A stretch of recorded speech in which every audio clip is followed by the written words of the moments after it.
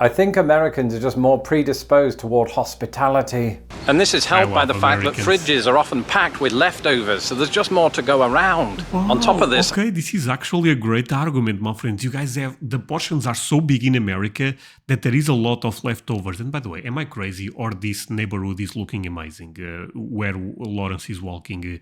But you know what? Clap for America. I feel like you guys are very friendly, and I guess Lawrence also agrees with me. Today I'll be reacting to let's talk about American social etiquette. My friends, this should be a really interesting one, but before I go into that, let me ask you for one thing. If you can leave a like, thank you so much. It's the best way to show support. If you can subscribe, well, in that case, forget about it. You make my day. Have that in consideration. Now, link for the original video in my description. I love Lawrence. Show him some love. That said, well, let's play it. Hello, I'm Lawrence and I'm on a quest to uncover all of the memos that Britain and America lost in the pond, and one of those memos pertains to social etiquette. it's fair to say that our two nations utilize completely different social conventions, something I was reminded about by one of my patrons who messaged me this. I saw a somewhat viral post where in certain northern European nations people have experienced being at a friend's house and their family would have dinner, but while their friend would go eat, they themselves were not even asked to join. So my question is, how do Brits handle feeding visitors to their homes? The first thing that we say to guests is, sorry for the mess, even amid a completely pristine house. After that, I've definitely been Sorry, but I feel like we all do this, right? We spend the last 4 hours cleaning the house when they arrive. Yeah, busy week, busy day, did not have a lot of time. This is us putting an excuse in advance if something is not clean. You guys relate with this, admit.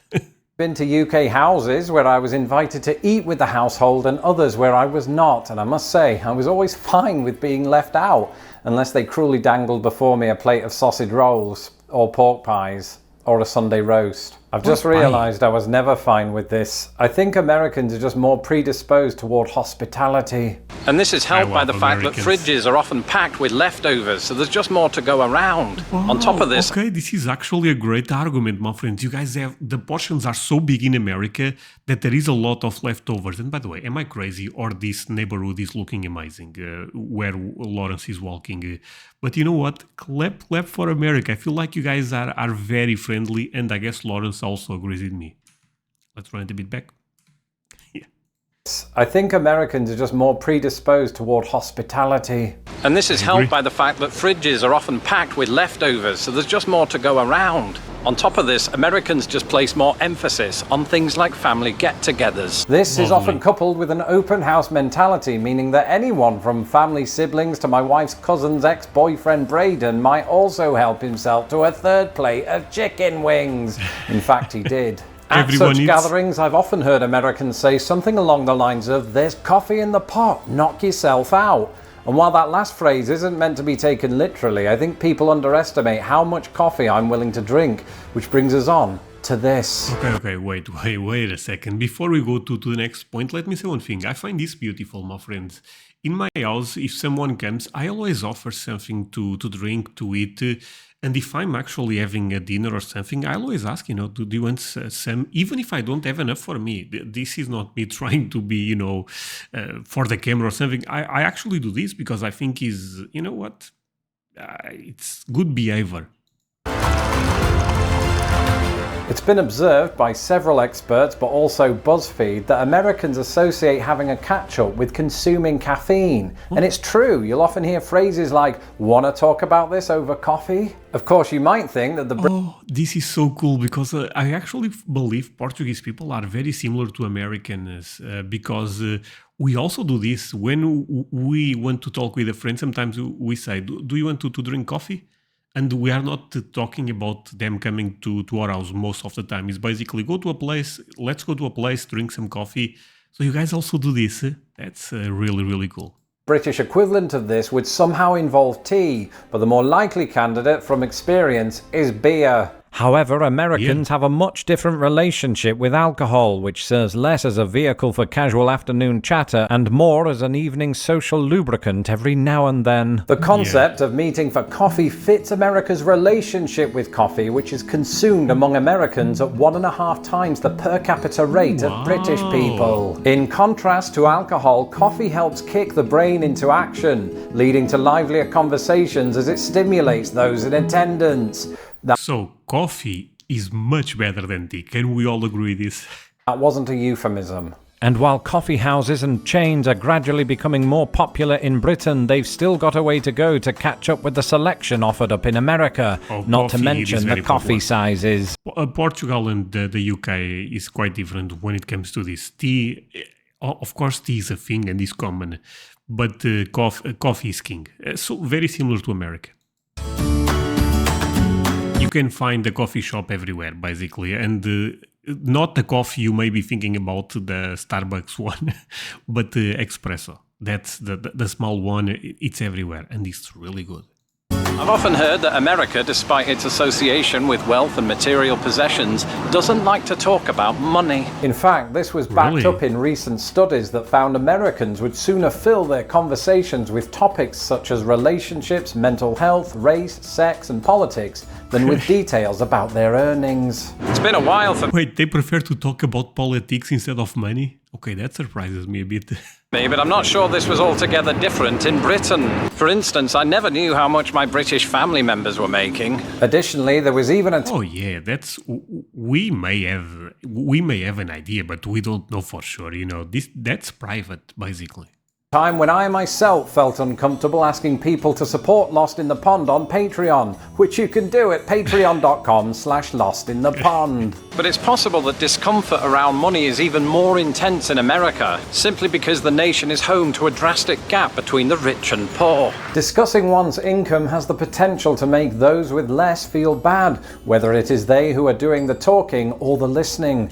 For this reason and a variety. But I actually agree with this. I mean, if you have a friend that is saying, I make X amount of money, I mean, good for you, but not all of us make that type of money. So this is the type of conversation I feel like, even if you make a lot or if you make very little, that's a problem, or not, basically. If you make a lot, it's not a problem. It could be also, but you guys get the point, right? You solve that yourself.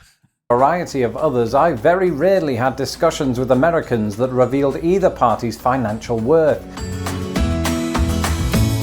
But Americans do talk. The suggestion has often been that they talk too much and certainly a few decibels above everybody else. But I'm not entirely convinced that this is always true or particularly unique to Americans. In Britain, I had plenty of loud friends, something that became particularly apparent after those beers. And even I. To be honest, I have this idea that British people are also very loud. I never had that idea about Americans, but I had that idea about British people. I find that funny, actually. Might become loud and undignified if I win Vlogger of the Year at the 2022 Blogosphere Awards. To make that happen, go to blogosphere.biz/awards and vote for me once you get to step 3. And don't forget to vote for those two Brits in the travel category. Perhaps the stereotype persists because of how Americans present themselves abroad, or because of the often hammed-up nature of their film characters. But on the whole, I've never really found Americans to be much louder than the British. One exception to this might present itself at those family get-togethers, but these are not so widespread a feature of British life, and it's not easy to draw a comparison.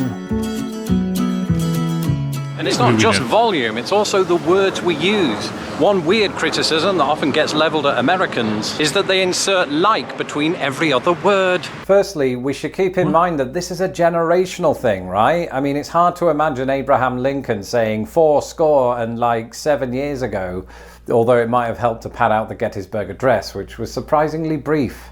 Sorry, but I have to run this one back. Man, Abraham Lincoln was a gentleman. Can we agree with this? Look at, he looks like a genius for some reason. although it might have helped to pad out the Gettysburg Address, which was surprisingly brief. But the American use of like is often the source of derision among Brits, even though, through American influence, the phenomenon has long since caught on in Britain too. I've always thought of it as a hesitation marker, like and ah, an interjection that acts as an antidote to a sudden uncomfortable silence. In that sense, it's a perfectly natural occurrence within human speech. But I know what you're thinking. Ooh, Lawrence, why does it have to be the word like and not some other monosyllabic word like ah? Well, the truth is, you could also say the same about and It's just the way English panned out, and that's alright by me. Yeah, I don't relate with that, honestly, because, you know, English not my main language, but I can see his point. I've often spoken about how Americans are more direct, but deep down, how does this present itself? Well, to answer that question, I should use my own country's style of speech for comparison. British people are more likely to employ linguistic techniques that help avoid any perceived conflict. Tag questions. That's when you make a command or a statement and conclude it with an adjoining question. For example, you should make sure not to burn the French fries, shouldn't you? That shouldn't you at the end changes everything. It softens the imperative clause that came before it, ensuring that the speaker doesn't come off as too militant or pushy. The British specialise in tag questions, whereas Americans don't typically use them in this way at all. Instead, they might simply say, be sure not to burn the French fries again. I like that. Lawrence. Not that I know that from experience. I've heard it said, and I've noticed myself, that Americans sometimes take a long time to exit a social activity. Now, this is not usually because they feel awkward about doing so. It's more because they have this remarkable capacity for saving their most critical family discussions for when their introvert spouse has just put on their coat. I can recall numerous times when an unannounced inter-sibling conversation added 30 minutes to our exit strategy, and all because someone brought up politics. The British equivalent of this usually manifests. Wait, but families talk politics that much in America? Sorry, this actually this could be a stereotype. I feel like politics is something that in America people avoid at all costs. Specific nowadays, but yeah, I mean, maybe it's actually a topic that comes a lot. Manifests not in person but over the phone, with British people saying the words yep and goodbye 47 times in succession before guiltily ending the call. Yep. Goodbye, yep, goodbye, yep, goodbye. And on that note, it's probably time for me to say my own goodbyes. I'm Lawrence Brown. You can follow me on Twitter at LostInThePondUS, and don't forget to subscribe to this channel so that I don't have to. Until the next video, goodbye. Thank you, my friend. Let's talk about American mourning doves. What? We also have a lot of those here, by the way. But yeah, thank you so much for watching this with me. Really means a lot. You guys end up staying until the end. If you can leave a like, I would appreciate it. And yeah, see you guys in the next one. Bye, my friends.